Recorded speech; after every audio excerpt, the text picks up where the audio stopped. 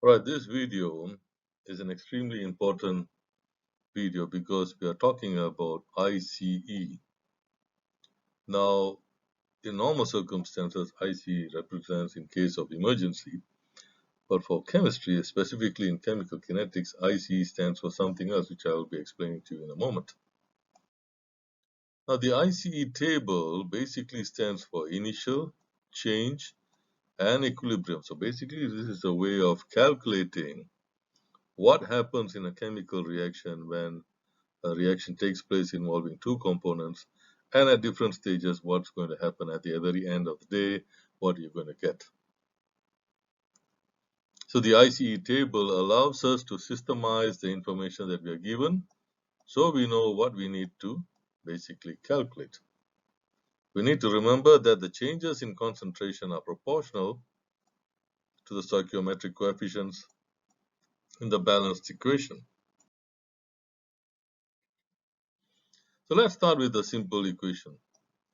CO plus H2O, two-way reaction to give you CO2, plus H2. Now, if you place 1.00 moles each of CO and H2O in a 550-liter container at 1000 degrees Celsius, and if Kc is given to you as 0.58 at this temperature, let me ask you, how many moles of each gas can be present at equilibrium? Well, initially it's a bit scary, but if you look very carefully using the ICE tables, and if you do it systematically using the ICE table, you can never go wrong. Now, let's say the starting concentrations are basically for CO and H2O. You are given 1.0 mole, so we put 1.0 mole, and the volume is 50 liters, so we divide it by 50 liters, giving you 0.02 moles.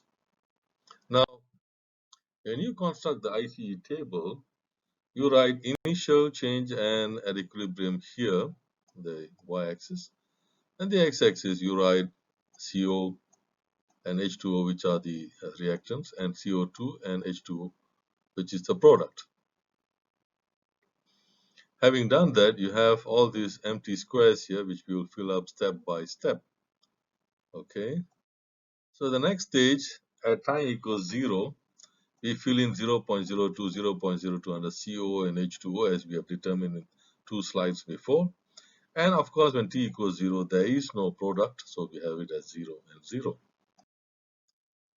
Now, when there is a change after time, there is going to be a decrease of the moles in CO and H2O and an equivalent increase in CO2 and H2, which being the products. You got to understand this very well. The decrease that you have on the left hand side will equal to the increase you have on the right hand side. If that be the case, then 0.02 minus x gives you 0.02 minus x. Likewise here, and this is 0 plus x, so it gives you x, and same x here. At equilibrium, if you have that calculations, you plug all these into the general expression Kc equals to the products over the reactants. Then we have concentration of x into concentration of x divided by concentration of 0.02 minus x into concentration of 0.02 minus x. And we have got that value for Kc in the beginning, that is 0.58. This is a quadratic equation. But we also notice that the left-hand side is a perfect square. Okay. So we can take the square roots of both sides. Therefore, we have x squared divided by 0.02 minus x whole squared is equals to 0.58. If we take the square root, then we have x divided by 0.02 minus x equals to plus minus 76 or 76. Now, here is where many people will have a problem.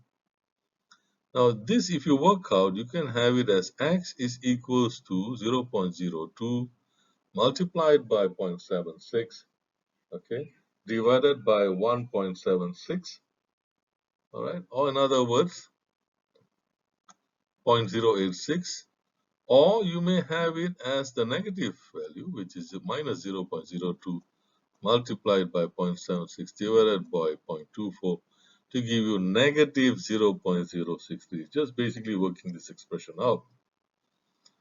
Now here we have a positive value, and here we have a negative value. What do we do?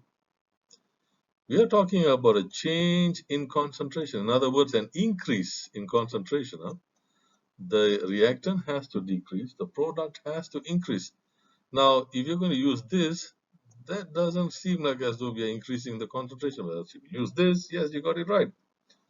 So we know that the change cannot be negative, and if it were negative, we'll have more reactants than we started with. So this is definitely out.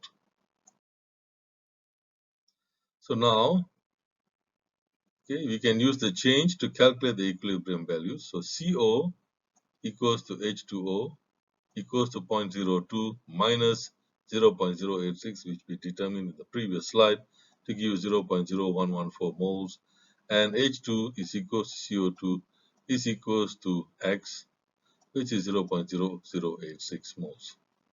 Now they asked for the number of moles of gas, each gas, so we have to multiply this by the volume. So the 50 liters is the volume, multiplied by this number, which you got here, divided per liter, it gives you 0.570 moles, and the other one is 0.43 moles. Now,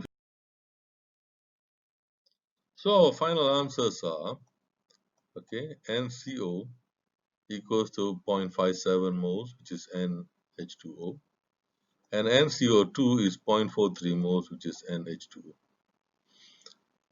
If we did not start with the same amount of both reactants, we would have had to solve a quadratic equation using the quadratic formula which everybody is familiar. Ax squared plus bx plus c is equals to 0. Therefore, x is equals to negative b plus minus b squared minus 4ac over 2a. I'm sure all of you have seen this in high school. Okay, but because we had the same amount, we didn't have to use this. When you don't have the same amount, you can use this. Now, many times people use this even when you have the same amount. Somehow, I have a feeling if you use the ICE table, you tend to get the correct answers than when you fool around too much with quadratic equations. Okay? Now, in non-equilibrium conditions, you basically have to decide whether the system has reached equilibrium or the composition of the mixture will continue to change with time. In order to make this determination, you need to know how to analyze the composition of a reaction mixture quantitatively. And I will do this in some other video in the near future. Now, I do hope that you have enjoyed studying this subject matter as much as I've enjoyed teaching it to you. Look out for more videos on chemical kinetics and have fun studying.